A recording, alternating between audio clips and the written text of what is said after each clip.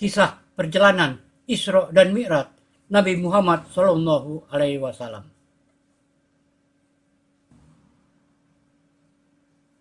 Kisah ini dibagi dalam dua tahap. 1. Perjalanan Isra. 2. Perjalanan Mi'raj. Perjalanan Isra berangkat dari Masjidil Haram ke Masjidil Aqsa. Sedangkan Mi'raj dari Masjidil Aqsa ke Sidratul Muntaha. Masjid Aqsa di Yerusalem. Isra dan Mi'raj berlaku kira-kira pada tahun 621 Masehi. Kapal terbang mulai diciptakan pada tahun 1903. Kini, jika menggunakan jumbo jet akan mengambil masa kira-kira 1 jam 40 menit. Hanya untuk sampai dari Mekah ke Yerusalem. Maka di masa itu peristiwa ini satu yang mustahil, kecuali mereka yang beriman dengan kekuasaan Allah.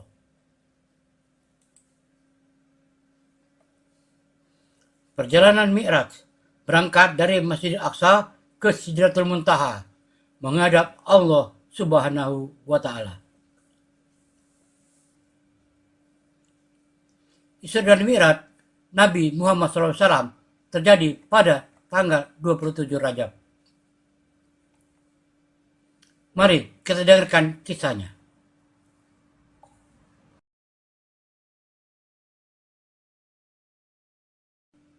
Kisah Isra Mi'raj Nabi Muhammad SAW.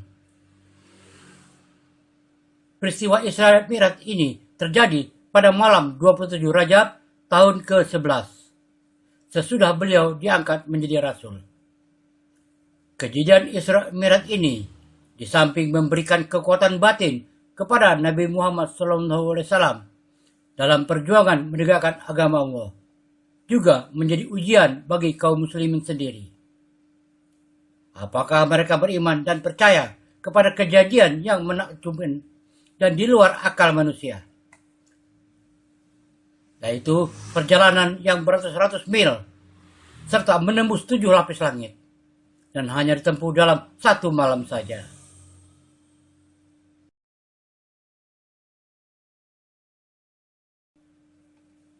Malaikat Jibril mendatangi Nabi Muhammad SAW.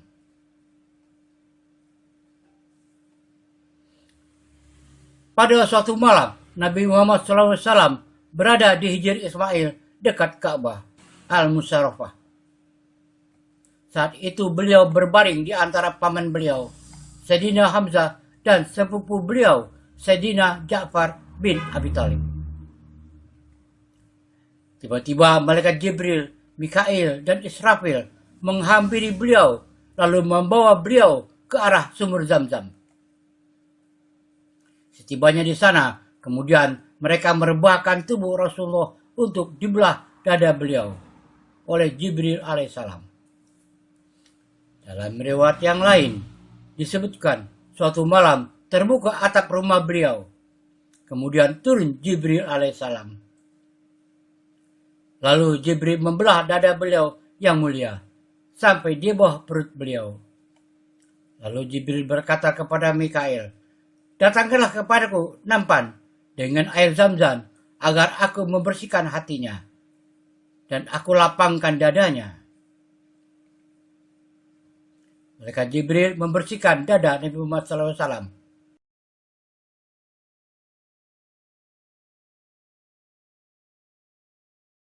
Dan perlu diketahui bahwa pencucian ini bukan berarti hati Nabi kotor. Tidak. Justru Nabi sudah diciptakan oleh Allah dengan hati yang paling suci dan mulia. Hal ini tidak lain untuk menambah kebersihan di atas kebersihan, kesucian di atas kesucian, dan untuk melebih mantapkan dan menguatkan hati beliau. Karena akan melakukan suatu perjalanan maha dahsyat dan penuh hikmah, serta sebagai kesiapan untuk berjumpa dengan Allah Subhanahu wa Ta'ala. Kemudian Jibril alaihissalam mengeluarkan hati beliau yang mulia, lalu mencucinya 3 kali. Kemudian didatangkan satu nampan emas yang dipenuhi hikmah dan keimanan. Kemudian dituangkan ke dalam hati beliau. Maka penuhlah hati itu dengan kesabaran, keyakinan, ilmu, dan kepasrahan penuh kepada Allah. Lalu ditutup kembali oleh Jibril alaihissalam. Setelah itu disiapkan untuk baginda Rasulullah binatang buruk lengkap dengan pelana dan kendalinya. Binatang ini berwarna putih, lebih besar dari himar, lebih rendah dari bogal. Dia meletakkan telapak kakinya sejauh pandangan matanya. Panjang kedua telinganya, jika turun dia mengangkat kedua kaki depannya. Diciptakan dengan dua sayap pada sisi pahanya untuk membantu kecepatannya.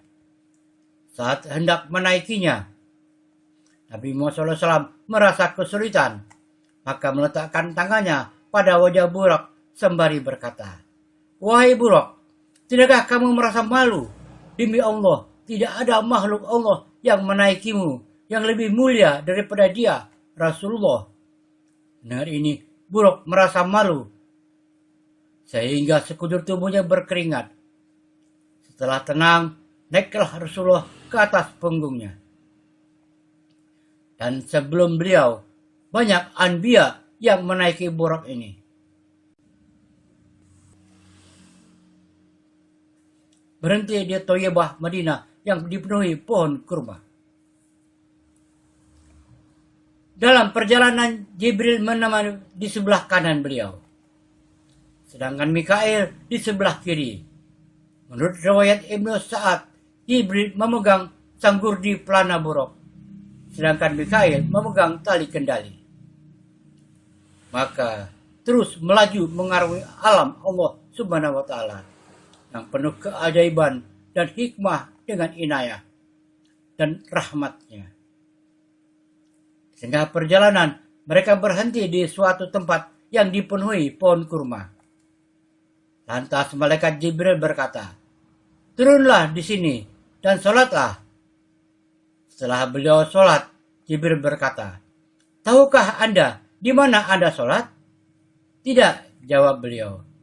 Jibril berkata, "Anda telah sholat di Thayyibah, nama lain dari Madinah, dan ke sana Anda akan berhijrah." Berhenti di Madian, berhenti di Tursina, berhenti di Bethlehem.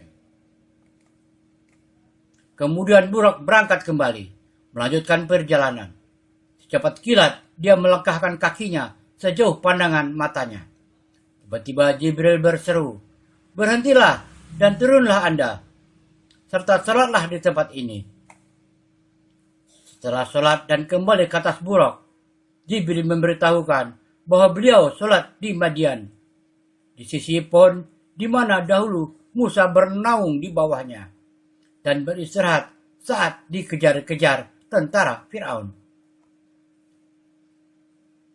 Dalam perjalanan selanjutnya, Nabi Muhammad turun dari Tursina, sebuah lembah di Syam, di mana Nabi Musa berbicara dengan Allah Subhanahu wa Ta'ala. Beliau pun sholat di tempat itu. Kemudian beliau sampai di suatu daerah yang tampak kepada beliau istana-istana Syam. Beliau turun dan sholat di sana. Kemudian Jibril memberitahukan kepada beliau dengan berkata, "Anda telah sholat di Bethlehem, Baitul Maqdis, tempat dilahirkan Nabi Isa bin Maryam."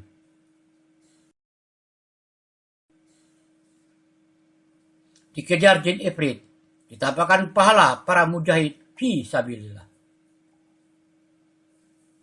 Setelah melanjutkan perjalanan, tiba-tiba beliau melihat ifrit dari bangsa jin yang mengejar beliau dengan semburan api.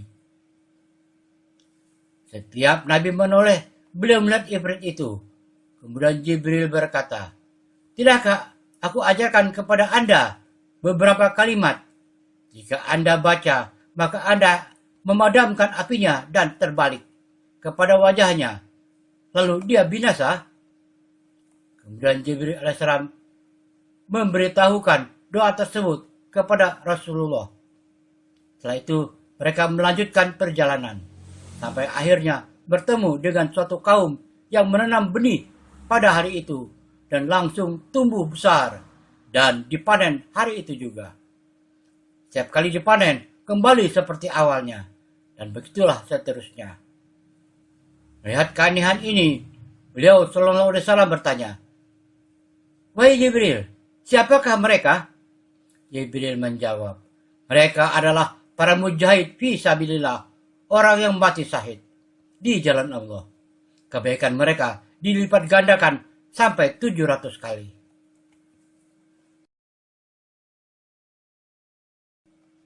Masih toh, tukang sihir anak perempuan Fir'aun.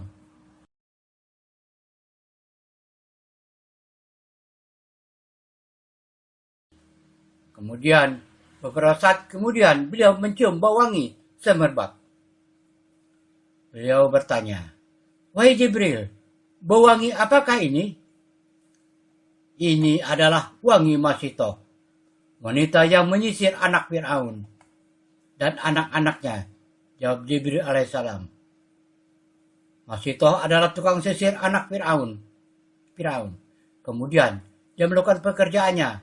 Tiba-tiba sisirnya terjatuh. Spontan dia mengatakan, "Bismillah, celakalah Fir'aun." Mendengar ini, anak Fir'aun bertanya, "Apakah kamu memiliki Tuhan selain ayahku?" Masitoh menjawab, "Ya." Kemudian dia mengancam akan memberitahukan hal ini kepada Fir'aun. Setelah dihadapkan kepada raja yang lalim itu, dia berkata, "Apakah kamu memiliki Tuhan selain aku?" Masitoh menjawab, "Ya, Tuhanku dan Tuhanmu adalah Allah." Masitoh bersama suami dan kedua anaknya direbus di kuali raksasa oleh Fir'aun. Mengetahui keteguhan iman Masitoh, kemudian Fir'aun mengutus seseorang untuk menarik kembali dia dan suaminya yang tetap beriman kepada Allah agar murtad. Jika tidak, maka mereka berdua dan kedua anaknya akan disiksa. Tetapi keimanan masih tetap di hati Masitoh dan suaminya. Justru dia berkata, "Jika kamu hendak membinasakan kami, silahkan. Dan kami harap jika kami terbunuh, kuburkan kami dalam satu tempat." Maka Fir'aun memerintahkan agar disediakan kuali raksasa dari tembaga yang diisi minyak dan air, kemudian dipanasi. Setelah betul-betul mendidih, dia memerintahkan agar mereka semua dilemparkan ke dalamnya. Satu persatu, mereka mati syahid. Sekarang tinggal Masitoh dan anaknya yang masih menyusu berada dalam dekapannya. Kemudian anak itu berkata, "Wahai ibuku, lompatlah, jangan takut. Sungguh engkau berada pada jalan yang benar." Kemudian dilemparlah dia dan anaknya. Hukuman meninggalkan sholat, hukuman suami suka berzina, hukuman istri suka berzina.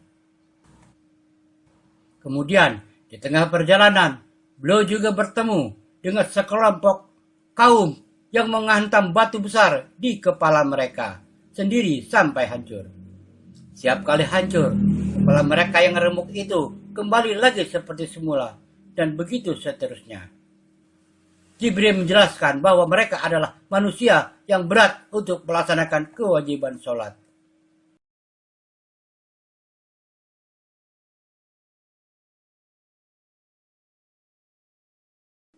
Kemudian beliau juga bertemu sekelompok kaum yang di hadapan mereka ada daging yang baik yang sudah masak. Sementara di sisi lain ada daging yang mentah lagi busuk. Tapi ternyata mereka lebih memilih untuk menyantap daging yang mentah lagi busuk. Ketika Rasulullah menanyakan perihal ini, Jibril menjawab, "Mereka adalah manusia yang sudah mempunyai istri yang halal untuknya, tetapi dia justru berzina, berselingkuh dengan wanita yang jelek, hina. Dan begitu pula mereka adalah para wanita yang mempunyai suami yang halal baginya, tetapi justru dia mengajak laki-laki lain untuk berzina dengannya."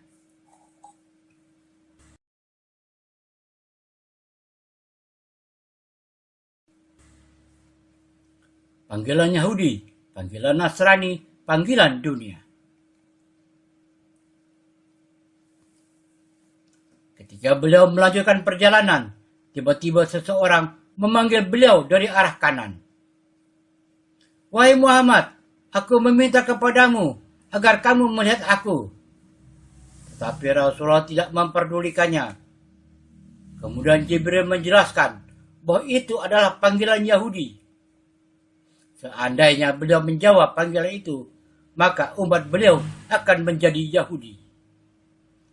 Begitu pula beliau mendapat seruan serupa dari sebelah kirinya yang tidak lain adalah panggilan Nasrani. Namun Nabi tidak menjawabnya. Walhamdulillah. Kemudian tiba-tiba muncul di hadapan beliau seorang wanita dengan segala perhiasan di tangannya dan seluruh tubuhnya. Dia berkata, "Wahai Muhammad, lihatlah kepadaku." Tapi Rasulullah tidak menoleh kepadanya. Jibril berkata, "Wahai Nabi, itu adalah dunia. Seandainya Anda menjawab panggilannya, maka umatmu akan memilih dunia daripada akhirat." Tiba di Masjidil Aqsa, sholat bersama para anbiya dan mursalin. Demikianlah perjalanan ditempuh oleh beliau SAW dengan ditemani Jibril dan Mikail. Begitu banyak keajaiban dan hikmah yang beliau temui dalam perjalanan itu, sampai akhirnya beliau berhenti di Baitul Maqdis, Masjid Al-Aqsa. Beliau turun dari burak, lalu mengikatnya pada salah satu sisi pintu masjid. Kemudian, tempat di mana biasanya para nabi mengikat burak di sana. Kemudian, beliau masuk bersama Jibril alaihissalam. Masing-masing salat 2 rakaat. Setelah itu, sekejap mata, tiba-tiba masjid penuh dengan sekelompok manusia. Ternyata mereka adalah para nabi yang diutus oleh Allah Subhanahu wa Ta'ala. Kemudian dikumandangkan azan dan iqamah. Lantas mereka berdiri bersaf-saf menunggu siapakah yang akan mengimami mereka. Kemudian Jibril alaihissalam memegang tangan Rasulullah Sallallahu Alaihi Wasallam lalu menyuruh beliau untuk maju. Kemudian mereka semua sholat 2 rakaat dengan Rasulullah sebagai imam. Beliaulah imam, pemimpin para anbiya dan para mursalin. Nabi Muhammad SAW memilih minum susu daripada khamar. Setelah itu, Rasulullah SAW merasa haus. Lalu Jibril membawa 2 wadah berisi khamar dan susu. Rasulullah memilih wadah berisi susu, lantas meminumnya. Jibril berkata, "Sungguh, Anda telah memilih kefitrahan, yaitu al-Islam. Jika Anda memilih khamar, niscaya umat Anda akan menyimpang dan sedikit yang mengikuti syariat Anda."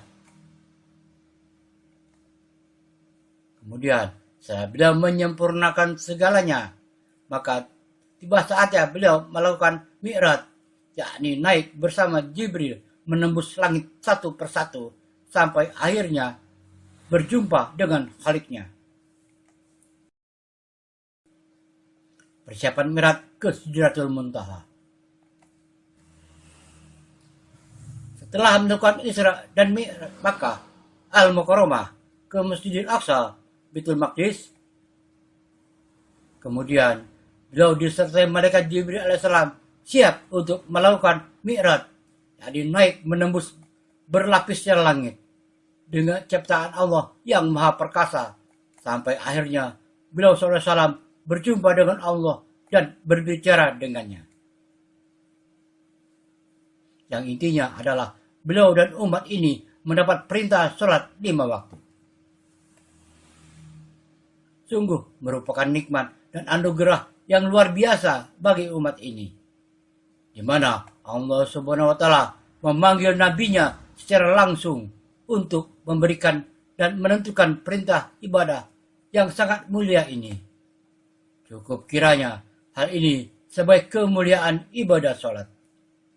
Sebab ibadah lainnya diperintah hanya dengan turunnya wahyu kepada beliau. Namun tidak dengan ibadah sholat. Allah memanggil hamba yang paling dicintainya, yakni Nabi Muhammad Sallallahu Alaihi Wasallam, ke hadratnya untuk menerima perintah ini. Berangkat menuju langit pertama.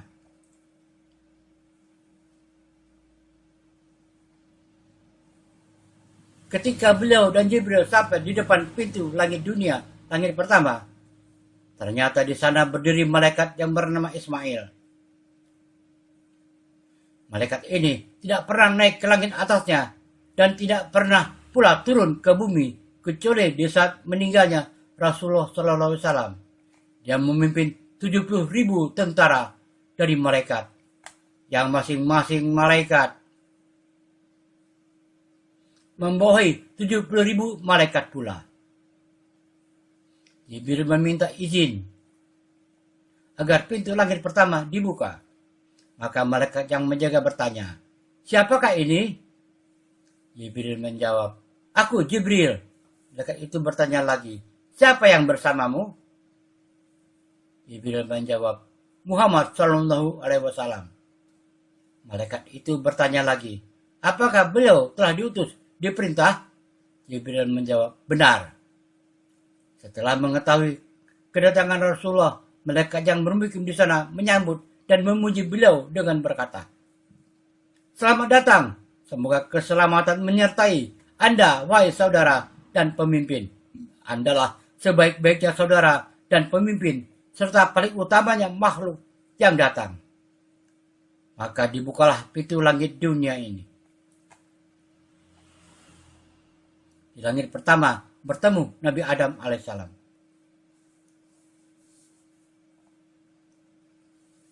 Setelah memasukinya, beliau bertemu Nabi Adam dengan bentuk dan postur sebagaimana pertama kali Allah menciptakannya.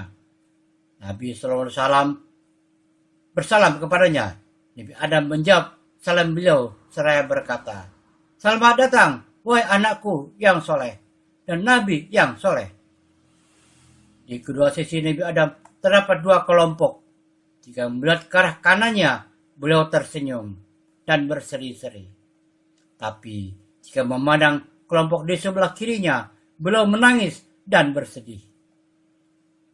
Kemudian Jibril AS menjelaskan kepada Rasulullah bahwa kelompok di sebelah kanan Nabi Adam adalah anak cucunya yang bakal menjadi penghuni surga. Sedangkan di kirinya adalah calon penghuni neraka. Hukuman para pezina, hukuman memakan riba, hukuman suka bergunjing gibah. Kemudian Rasulullah melanjutkan perjalanan di langit pertama. Tiba-tiba pandangan beliau tertuju pada kelompok manusia yang dihidangkan daging panggang yang lezat di hadapannya. Tapi mereka lebih memilih untuk menyantap bangkai di sekitarnya. Ternyata mereka adalah manusia yang suka berzina, meninggalkan yang halal untuk mereka dan menenangi yang haram. Kemudian beliau berjalan sejenak dan tampak di hadapan beliau suatu kaum dengan perut membesar seperti rumah yang penuh dengan ular-ular, dan isi perut mereka ini dapat dilihat dari luar, sehingga mereka sendiri tidak mampu membawa perutnya yang besar itu. Mereka adalah manusia yang suka memakan riba. Di sana beliau juga menemui suatu kaum. Daging mereka dipotong-potong, lalu dipaksa agar memakannya. Lalu dikatakan kepada mereka, "Makanlah daging ini, sebagaimana kamu memakan daging saudaramu di dunia," yakni menggunjing atau bergibah. Di langit kedua bertemu dengan Nabi Yahya alaihissalam dan Nabi Isa alaihissalam. Kemudian beliau naik ke langit kedua. Seperti sebelumnya, malaikat penjaga bertanya seperti pertanyaan di langit pertama. Akhirnya disambut kedatangan beliau sallallahu alaihi wasallam dan Jibril alaihissalam seperti sambutan sebelumnya. Di langit ini beliau berjumpa Nabi Isa bin Maryam dan Nabi Yahya bin Zakaria. Keduanya hampir serupa baju dan gaya rambutnya. Masing-masing duduk bersama umatnya. Nabi SAW menyifati Nabi Isa bahwa berpostur sedang, putih kemerah-merahan berwarna kulitnya. Rambutnya lepas terurai seakan-akan baru keluar dari Haman karena kebersihan tubuhnya.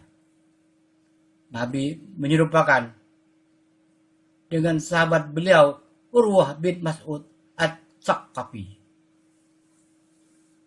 Nabi bersalam kepada keduanya dan dijawab beliau disertai sambutan, "Selamat datang wahai saudaraku yang soleh dan Nabi yang soleh." Yang ketiga bertemu Nabi Yusuf alaihissalam. Yang keempat bertemu Nabi Idris alaihissalam. Kemudian tiba saatnya beliau melanjutkan ke langit ketiga. Setelah disambut baik oleh para malaikat, beliau berjumpa dengan Nabi Yusuf bin Yakub. Beliau bersalam kepadanya dan dibalas dengan salam yang sama seperti salamnya Nabi Isa. Nabi berkomentar, "Sungguh dia telah diberikan separuh ketampanan." Dalam riwayat lain, beliau bersabda, "Dialah paling indahnya manusia yang diciptakan Allah. Dia telah mengungguli ketampanan manusia lain. Ibarat cahaya bulan purnama mengalahkan cahaya seluruh bintang." Ketika tiba di langit keempat, beliau berjumpa Nabi Idris alaihissalam. Kembali beliau mendapatkan jawaban salam dan doa yang sama seperti nabi-nabi lain sebelumnya.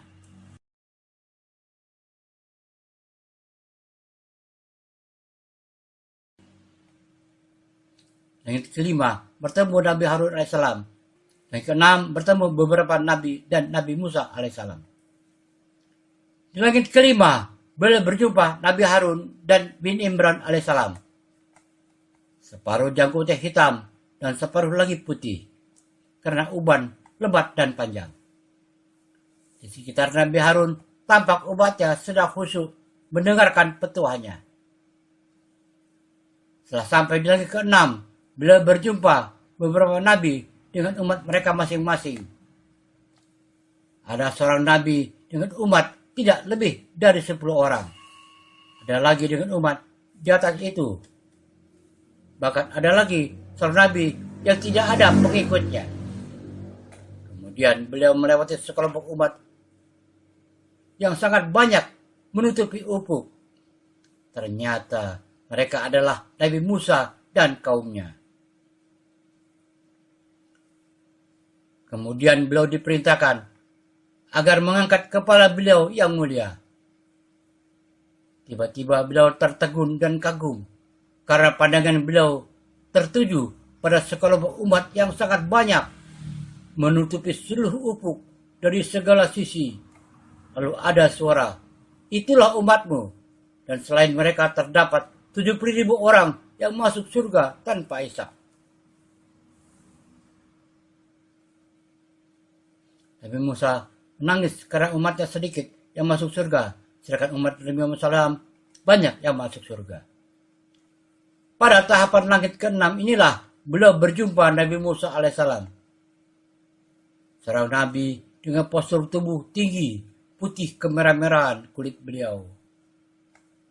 Nabi SAW bersalam kepadanya dan dijawab oleh beliau disertai dengan doa. Setelah itu Nabi Musa berkata, "Manusia mengaku bahwa aku adalah paling mulianya manusia di sisi Allah. Padahal dia, Rasulullah SAW, lebih mulia di sisi Allah daripada aku." Setelah Rasulullah melewati Nabi Musa, beliau menangis. Kemudian ditanya akan hal tersebut. Beliau menjawab, "Aku menangis karena seorang pemuda yang diutus jauh setelah aku, tapi umatnya lebih banyak masuk surga daripada umatku. Langit ketujuh bertemu dengan Nabi Adam salam dan mengajarkan zikir la haula wala quwata illa billah. Kemudian Rasulullah SAW memasuki langit ketujuh. Di sana beliau berjumpa Nabi Ibrahim alaihissalam sedang duduk di atas kursi emas di sisi pintu surga sambil menyandarkan punggungnya pada Baitul Maqmur. Di sekitarnya berkumpul umatnya. Setelah Rasulullah bersalam dan dijawab dengan salam dan doa serta sambutan yang baik, Nabi Ibrahim berpesan, "Perintahkanlah umatmu untuk banyak menanam tanaman surga. Sungguh, tanah surga sangat baik dan sangat luas." Rasulullah bertanya, "Apakah tanaman surga itu?" Nabi Ibrahim menjawab, "Zikir, la hawla wala quwata illa billahil aliyil azim." Nabi Ibrahim alaihissalam mengajarkan zikir, subhanallah tasbih, walhamdulillah tahmid, illallah tahlil, walahu akbar takbir. Dalam riwayat yang lain, beliau berkata, "Sampaikan salamku kepada umatmu, beritakan kepada mereka bahwa surga sungguh indah. Tanahnya, tawar airnya, dan tanaman surgawi adalah subhanallah, walhamdulillah, wala ilaha illallah, wallahu akbar." Kemudian Rasulullah diangkat sampai ke Sidratul Muntaha, sebuah pohon amat besar, sehingga seseorang penunggang kuda yang cepat tidak akan mampu untuk mengelilingi bayangan di bawahnya, sekalipun memakan waktu 70 tahun. Dari bawahnya memancar sungai air yang tidak berubah bau, rasa, dan warnanya. Sungai susu yang putih bersih, serta sungai madu yang jernih, penuh dengan hiasan permata zamrud dan sebagainya, sehingga tidak seorang pun mampu melukiskan keindahannya. Nabi Muhammad SAW diperlihatkan telaga Al-Kautsar, melihat surga dan ditampakkan neraka. Kemudian beliau SAW diangkat sampai akhirnya berada di hadapan telaga Kautsar, telaga khusus milik beliau SAW. Setelah itu beliau memasuki surga dan melihat di sana berbagai macam kenikmatan yang belum pernah dipandang mata, didengar telinga, dan terlintas dalam hati setiap insan. Begitu pula ditampakkan kepada beliau neraka yang dijaga oleh malaikat Malik, malaikat yang tidak pernah tersenyum sedikit pun dan tampak kemurkaan di wajahnya. Dalam satu riwayat, setelah beliau melihat surga dan neraka, maka untuk kedua kalinya beliau diangkat ke Sidratul Muntaha. Lalu beliau diliputi oleh awan dengan beraneka warna. Pada saat inilah Jibril mundur dan membiarkan Rasulullah berjalan seorang diri. Karena Jibril tahu hanya beliaulah yang mampu untuk melakukan hal ini, berjumpa dengan Allah Subhanahu wa Ta'ala. Nabi Muhammad SAW naik ke Sidratul Muntaha bertemu dengan Allah Subhanahu wa Ta'ala. Setelah berada di tempat yang ditentukan oleh Allah, tempat yang tidak seorang pun makhluk pun diizinkan berdiri di sana, tempat yang tidak seorang pun makhluk yang mampu mencapainya, beliau melihat dengan mata beliau yang mulia. Saat itu langsung beliau bersujud di hadapan Allah Subhanahu wa Ta'ala. Allah berfirman, "Wahai Muhammad, labaik, wahai Rabbku," sabda beliau, "mintalah sesuka hatimu," firman-Nya. Nabi bersabda, "Ya Allah, Engkau telah menjadikan Ibrahim sebagai khalil, kawan dekat.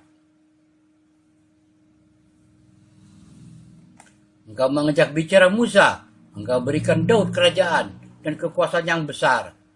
Engkau berikan Sulaiman kerajaan agung, lalu dituduhkan kepadanya jin, manusia, dan setan, serta angin. Engkau ajarkan Isa Taurat dan Injil, dan engkau jadikan dia dapat mengobati orang yang buta dan belang, serta menghidupkan orang mati. Dapat perintah 50 kali sholat sehari semalam. Kemudian Allah berfirman, sungguh aku telah menjadikanmu sebagai kekasihku. Dan Sahih Imam Muslim diriwayatkan dari sahabat Anas bin Malik bahwa Rasulullah bersabda, kemudian Allah mewajibkan kepadaku dan umat 50 sholat sehari semalam. Lalu aku turun kepada Musa di langit ke-6. Lalu dia bertanya, apa yang telah Anda wajibkan kepada umat Anda? Aku menjawab, 50 sholat. Nabi Musa AS menyuruh Nabi Muhammad meminta keringanan sholat kepada Allah Subhanahu wa Ta'ala. Musa berkata, kembalilah kepada Rabbmu dan mintalah keringanan, sebab umatmu tidak akan mampu untuk melakukannya. Maka aku kembali kepada Allah agar diringankan untuk umatku. Lalu diringankan 5 sholat, jadi 45 sholat. Lalu aku turun kembali kepada Musa. Tapi Musa berkata, sungguh umatmu tidak akan mampu melakukannya. Maka mintalah sekali lagi keringanan kepada Allah. Maka aku kembali lagi kepada Allah. Dan demikianlah. Dan terus aku kembali kepada Musa dan berkata, Allah sampai akhirnya Allah berfirman, wahai Muhammad, itu adalah kewajiban 5 sholat sehari semalam. Setiap selalu sholat seperti dilipat gandakan menjadi 10. Maka jadilah 50 sholat. Nabi Muhammad SAW menerima sholat 5 kali sehari semalam. Yang nilainya 1 sholat sama dengan 10 sholat. Jadi tetap 50 sholat. Kemudian kembali ke dunia sebelum fajar. Banyak yang menyangkal peristiwa ini. Hanya Abu Bakar As-Siddiq yang percaya.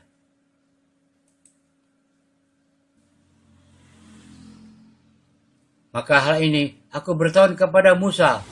Namun tetap dia berkata, kembalilah kepada Rabbmu agar minta keringanan. Maka aku katakan kepadanya, aku telah berkali-kali kembali kepadanya sampai aku malu kepadanya. Setelah beliau menerima perintah ini, maka beliau turun sampai akhirnya menaiki buraq, kembali ke kota Mekah Al-Mukarramah. Sedang saat itu masih belum tiba fajar.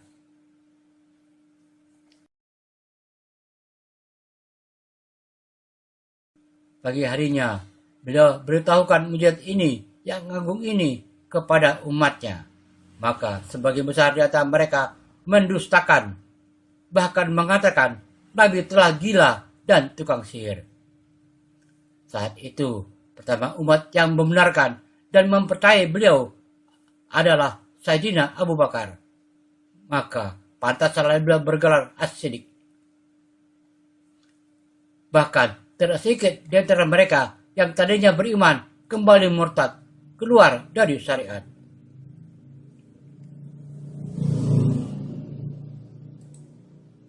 Nabi Muhammad tidak mungkin berkhianat apalagi berbohong dalam risalah dan dakwah beliau. Nabi Muhammad SAW mendapat gelar Al-Amin, dipercaya, As-Siddiq, selalu jujur, Al-Masdud, yang dibenarkan segala ucapannya. Sungguh, gimana itu intinya adalah membenarkan dan percaya serta pasrah terhadap semua yang dibawa dan diberitakan Nabi Muhammad SAW. Sebab beliau tidak mungkin berbohong, apalagi berkhianat dalam risalah dan dakwah beliau. Beliaulah Nabi yang mendapat gelar Al-Amin, dipercaya, As-Siddiq, selalu jujur, dan Al-Masdud, yang dibenarkan segala ucapannya. Sallallahu alaihi wasallam. Inilah ringkasan dari perjalanan Isra Mi'raj Nabi Muhammad sallallahu alaihi wasallam. Peristiwa ini disampaikan Allah Subhanahu wa taala dalam Al-Qur'an Surat 17 Al-Isra memperjalankan di malam hari. Ayat 1.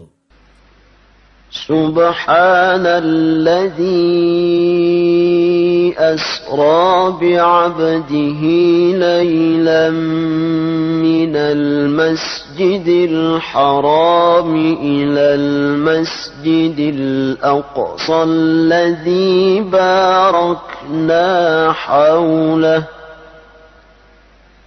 الذي باركنا حوله لنريه من آياتنا إنه هو السميع البصير. Maha suci Allah yang telah memperjalankan hambanya Muhammad pada suatu malam dari Al-Masjidil Haram ke Al-Masjidil Aqsa, yang telah kami berkahi sekelilingnya, agar kami perlihatkan kepadanya sebagian tanda-tanda kebesaran kami. Sesungguhnya Dia adalah Maha mendengar lagi Maha melihat.